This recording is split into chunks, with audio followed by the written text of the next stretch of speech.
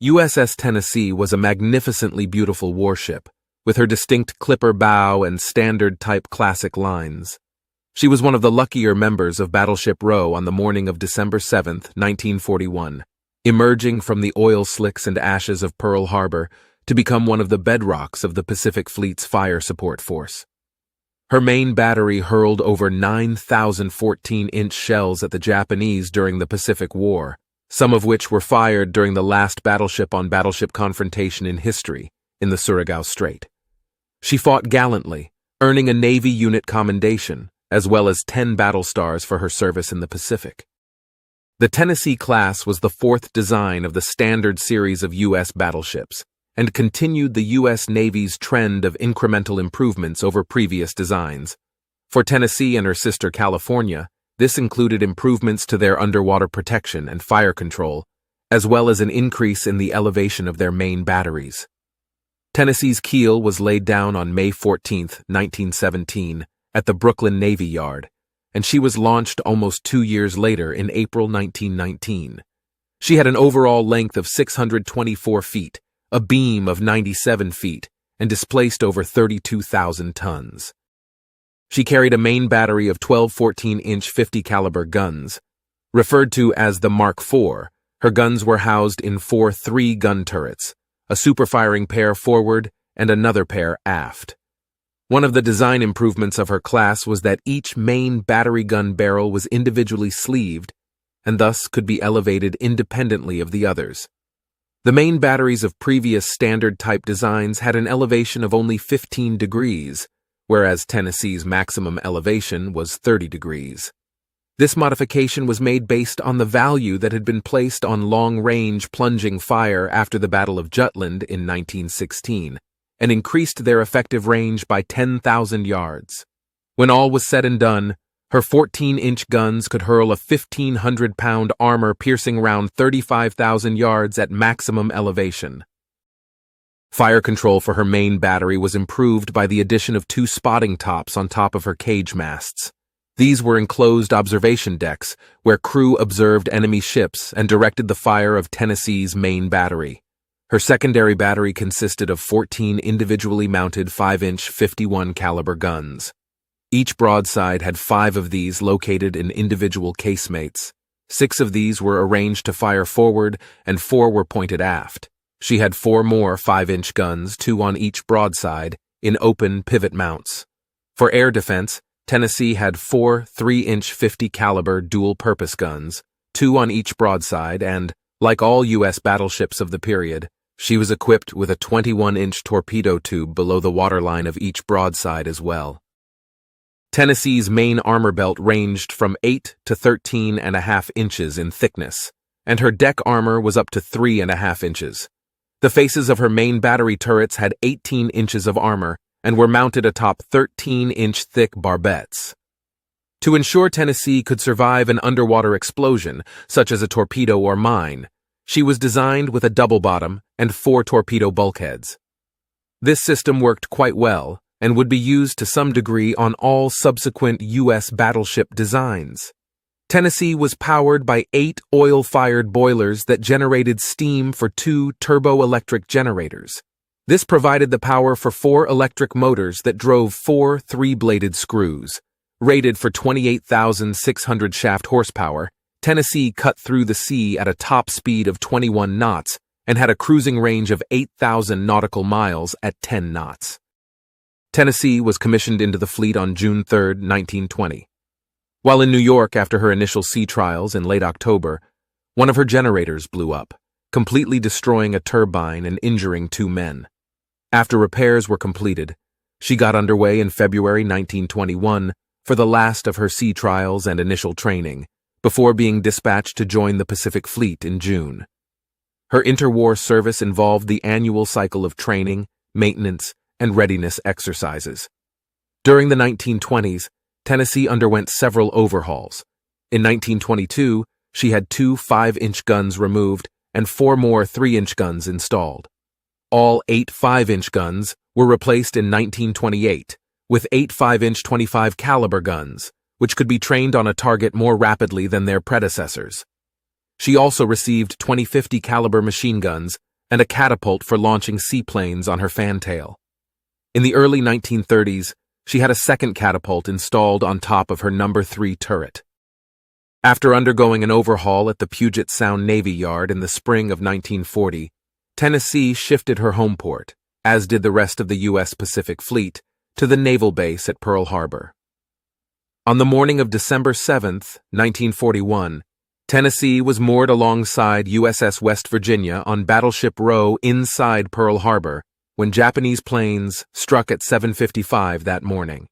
As the first bombs fell on Ford Island, Tennessee's crew went to general quarters. Within 5 minutes, her AA guns were manned and firing back at the enemy. Her engineers began to build steam to get underway. However, this quickly became academic, as Oklahoma and West Virginia took crippling torpedo hits. Oklahoma capsized to port and sank while West Virginia settled on the bottom. Tennessee, though her guns were firing and her engines were operational, was trapped at her mooring. Fighters strafed Battleship Row shortly before bombers dropped heavy battleship-caliber projectiles, which had been modified to serve as armor-piercing bombs. One of these found its mark on Arizona, which was behind Tennessee, and caused her forward magazine to explode. The shattering explosion showered Tennessee's fantail with burning fragments and debris. Fuel oil from Arizona's ruptured tanks was ignited and began to spread. The torpedo hits on West Virginia had also released oil, which was also on fire, and Tennessee's stern and port quarter was soon covered by flames and dense black smoke. Then it was Tennessee's turn, as two of these same modified bombs found her. One passed through the catapult on top of Turret 3 and broke up as it partially penetrated the armored roof of the turret. Large fragments of the bomb did some damage inside the turret, putting its left gun out of operation. But instead of exploding, the bomb filler ignited and burned, setting an intense fire which was quickly extinguished. The second bomb struck the barrel of the center gun of turret No. 2 near the turret faceplate. The gun was knocked out of action, and bomb fragments sprayed Tennessee's forward superstructure, causing casualties on the nearby machine gun stations. West Virginia's commanding officer, Captain Marin S. Bennion, just happened to step out onto the starboard wing of his ship's bridge and was mortally wounded by these fragments. By the time the attack was over, Tennessee had downed 4 enemy planes and assisted with another. 5 men were dead and another 22 were wounded. While her damage was relatively minor when compared to other ships in the harbor that morning, Tennessee was still seriously threatened by the fires raging on and around her stern. In an effort to combat this, fire hoses were hung over her stern, and her screws were turned from 5 to 10 knots in the hopes that the current created by these would wash the burning oil from around her stern. She could not move forward, as she was pinned to her mooring by the sunken West Virginia. Although her bridge and foremast had been damaged by bomb splinters, her machinery was fully operational. 10 of her 12 14-inch guns and all of her secondary and anti-aircraft guns were intact. By comparison with the rest of Battleship Row, Tennessee was relatively unscathed. The first order of business once the fires were finally out was to get Tennessee out of her berth. Just forward of her, USS Maryland, who was similarly wedged into her berth by the capsized Oklahoma, was moved away on the 9th. Tennessee's 2 concrete mooring keys were then demolished, and Tennessee was carefully pulled out, past Oklahoma's sunken hull, and was moored at the Pearl Harbor Navy Yard on December 16th. Temporary repairs were made in haste. From turret 3 to her stern on both sides of the ship, Tennessee's hull showed the evidence of the inferno that she had survived. Every piece of hull plating above the waterline had been buckled and warped by the heat. A considerable amount of time was spent to make her hull watertight again, while Turret 3 received a temporary armor patch over the hole in the roof. On December 20th, Tennessee departed Pearl Harbor in the company of Pennsylvania and Maryland, and a screen of 4 destroyers.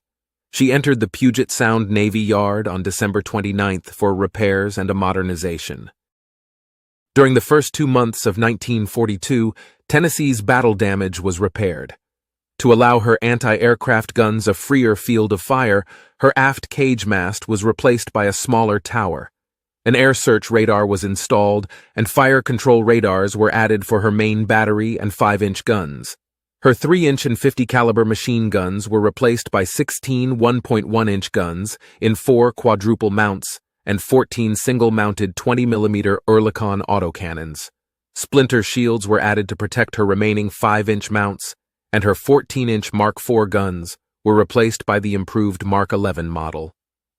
On February 25, 1942, Tennessee departed Puget Sound for San Francisco, where she joined Rear Admiral William S. Pye's Task Force I, which was made up of the Pacific Fleet's available veteran battleships and destroyers. Task Force I sortied from San Francisco on June 5th and steamed to an area about 1,200 miles northeast of Hawaii in the expectation that a surface force of the Japanese fleet might attempt an end run towards the Pacific coast. This never materialized, and once it had become clear that Admiral Yamamoto's fleet had returned to Japanese waters, the task force returned to San Francisco. On August 1st, Tennessee got underway with Task Force I. After a week of exercises, the battleships escorted the carrier USS Hornet to Pearl Harbor.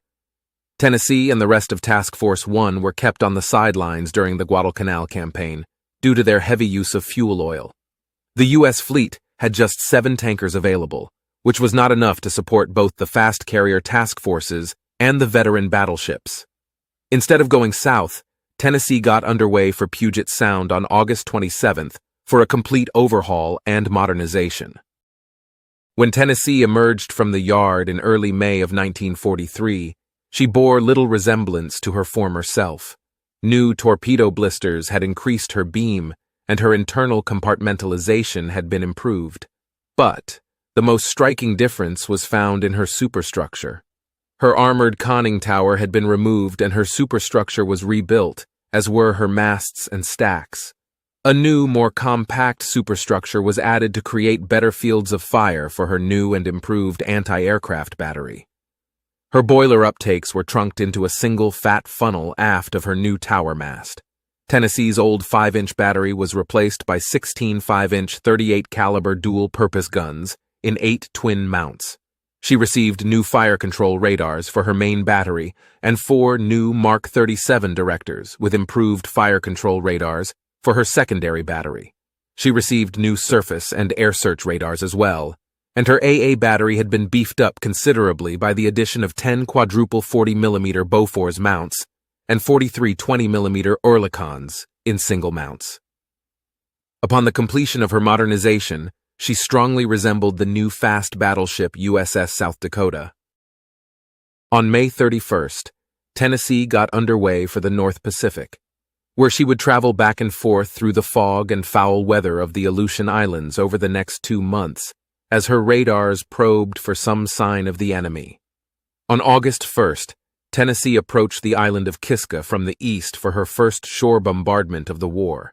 Just after 4 p.m., her 5-inch batteries roared to life, and her main battery chimed in about 20 minutes later and hit a submarine base with 60 rounds of 14-inch shell fire. By about 4:45, visibility had dropped to 0. Tennessee ceased firing and recovered her float planes as she retired. Tennessee bombarded Kiska again on August 15th, as U.S. troops prepared to assault the island. At 5 o'clock that morning, she began striking coastal and anti-aircraft batteries on nearby Little Kiska, before shifting her fire to the southern end of Kiska. The landing force then went ashore, only to discover that the Japanese had abandoned the island. Tennessee returned to the waters off Southern California in early September to begin training for operations in the Central Pacific. Tennessee's next job was the shelling of Baishio, the main Japanese position in Tarawa Atoll, on the morning of November 19th, in advance of the Marine amphibious assault. On the 22nd, she poured 70 14-inch and over 300 5-inch rounds in 17 minutes into the eastern tip of the island, where the Marines were attempting to eliminate the last pocket of resistance. During that afternoon, Tennessee got into a bit of a surface action after 2 of her screening destroyers forced a Japanese submarine to the surface.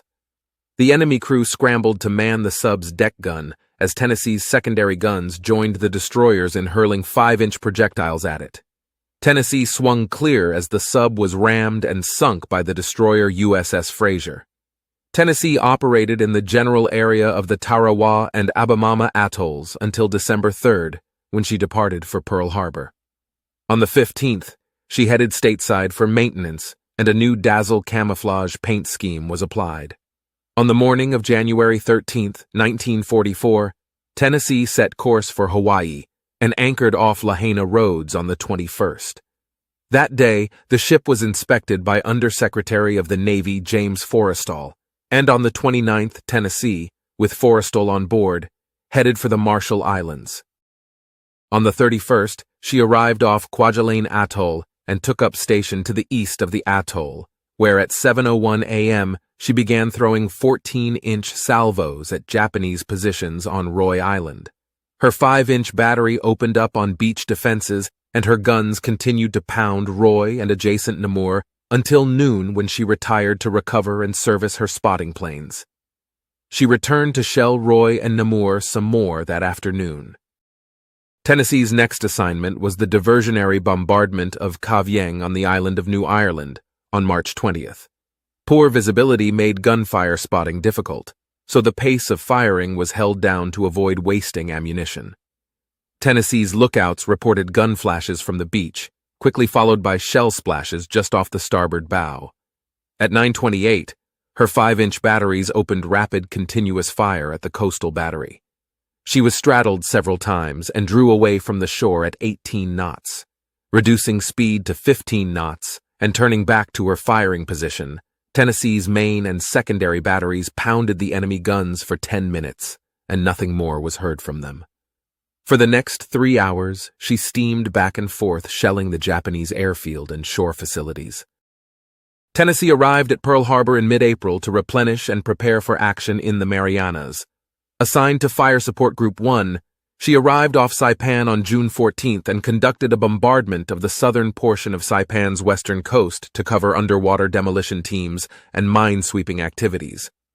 On the 15th, she participated in the preliminary bombardment before shifting to fire support once the Marines were ashore. Later that morning, she received 3 shell hits from a shore battery located on neighboring Tinian Island, which knocked out one of her 5-inch mounts. 8 men were killed, while 25 more were wounded.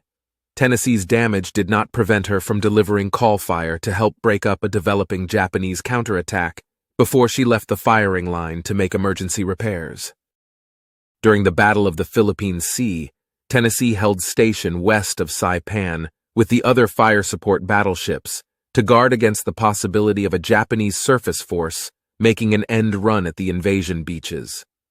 After this, she returned to the gun line and continued to support the fighting on Saipan until she retired to Eniwetok on June 22nd to repair her battle damage. Tennessee returned to the Marianas to shell Guam on July 20th and 21st, before she spent the 23rd through the 31st supporting amphibious landings on Tinian. She returned to Guam and resumed fire support duty on August 2nd. She provided fire support until the 8th, when she joined her sister California and retired to the New Hebrides. Tennessee's next objective was the small island of Angar, which was a few miles south of the main target of Peleliu in the western Caroline Islands. On the morning of September 12th, Tennessee and Pennsylvania, along with 4 light cruisers and 5 destroyers, began a bombardment of the island which lasted until the 16th.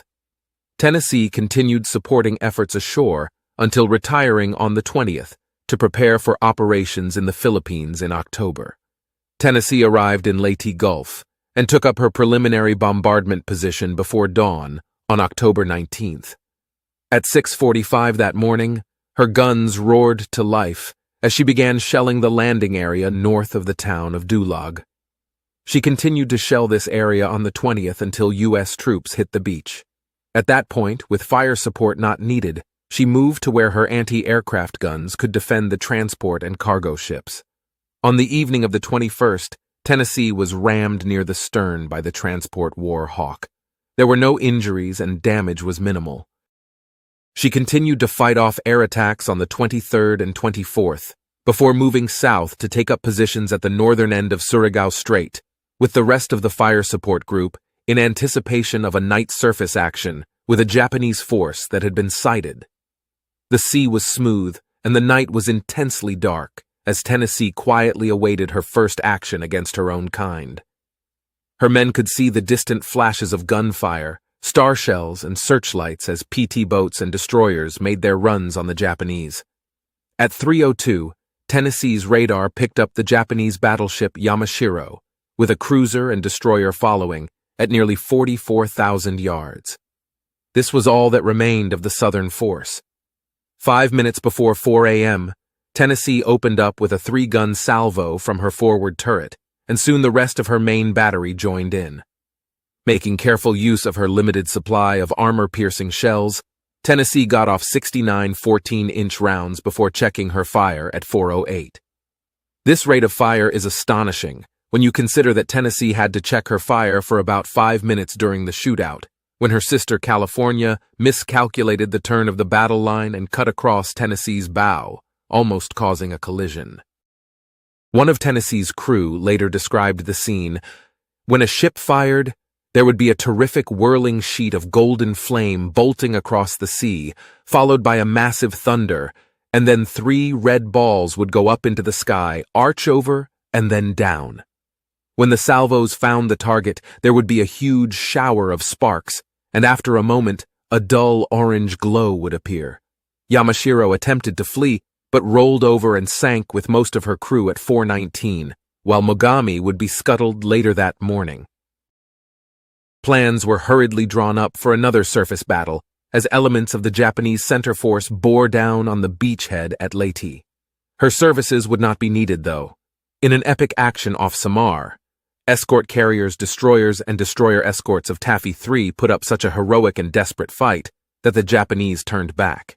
And just like that, the Battle of Leyte Gulf was over. The last major foray by the Japanese had been defeated, and Tennessee had had a share in the last naval action fought by a battle line. Tennessee spent the remaining part of October fighting off land-based air attacks in Leyte Gulf, before getting underway on October 29th for an overhaul at Puget Sound. She entered the yard on November 26th for normal maintenance and upkeep. Tennessee's anti-aircraft battery was also enhanced by the addition of a SP height-finding radar, and her dazzle camouflage scheme was replaced by a dark gray finish to provide a less conspicuous aiming point for kamikaze pilots. On February 2, 1945, Tennessee headed back to the Western Pacific. She arrived off Iwo Jima on the 16th and got to work hammering Mount Suribachi with 14-inch shell fire, while her secondaries pounded the high ground on the north end of the landing zone. Tennessee hung around Iwo Jima until March 7th, when she retired to Ulithi to begin preparations for the invasion of Okinawa. In just under 3 weeks, she had deposited 1,370 rounds of main battery fire and over 6,000 5-inch rounds into the sand and rock of Iwo Jima. Tennessee began shelling Okinawa on March 26th, and, in a sign of things to come, narrowly avoided being hit by a kamikaze the following day. Tennessee alternated between fire support and air defense for the next 2 weeks. On April 12th, 5 kamikazes dove on Tennessee. 4 were shot down, 3 of them only a couple hundred yards from her. At the same time, another dive bomber, flying low on the starboard bow, headed directly for Tennessee's bridge. Lookouts spotted the Val at 2,500 yards, and every automatic weapon that could bear opened up. One of the plane's wheels was shot off, and its engine began to smoke. Heading at first for Tennessee's tower foremast, the pilot swerved slightly and crashed into her signal bridge. The burning wreck slid aft along the superstructure, crushing anti-aircraft guns and their crews, before stopping next to Turret 3. Its 250-pound bomb, with what was left of the plane, crashed into the main deck and exploded. 22 men were killed or fatally wounded, and another 107 were injured. This was not enough to put Tennessee out of action, though. Her dead were buried at sea, and the wounded transferred the following day. Emergency repairs were made, and by the 14th, the ship was back on the gun line and would remain off Okinawa for another 2 weeks. On May 1st, she retired to Ulithi for permanent repairs. She returned to the gun line off Okinawa on the 9th of June and supported the final push to secure the island. After the Okinawa campaign concluded, Tennessee patrolled the East China Sea for Japanese shipping until the end of hostilities on September 2nd. Her final assignment was covering the landing of occupation troops at Wakayama, Japan, on September 23rd. Tennessee's crew then had the chance to look over the Imperial Navy's base at Yokosuka before she got underway for her long voyage home by way of the Cape of Good Hope. This route was dictated by her 1943 rebuild, as her large anti-torpedo blisters now prevented her from fitting through the Panama Canal. On the 4th anniversary of the attack on Pearl Harbor, the veteran battle wagon was moored at the Philadelphia Naval Shipyard. Tennessee would be one of the oldest battleships to be selected for placement into the reserve fleet, and this was mostly due to her 1943 refit. She was prepared for inactivation during 1946 and finally decommissioned in February 1947. Tennessee remained in the reserve fleet for the next 12 years, before being struck from the Naval Vessel Register on March 1, 1959. On July 10th of that year, she was sold to the Bethlehem Steel Company and broken up not long after. Thank you for watching. And as always, if you enjoyed this video, please hit the like button, comment, and subscribe so that we can bring you more content like this.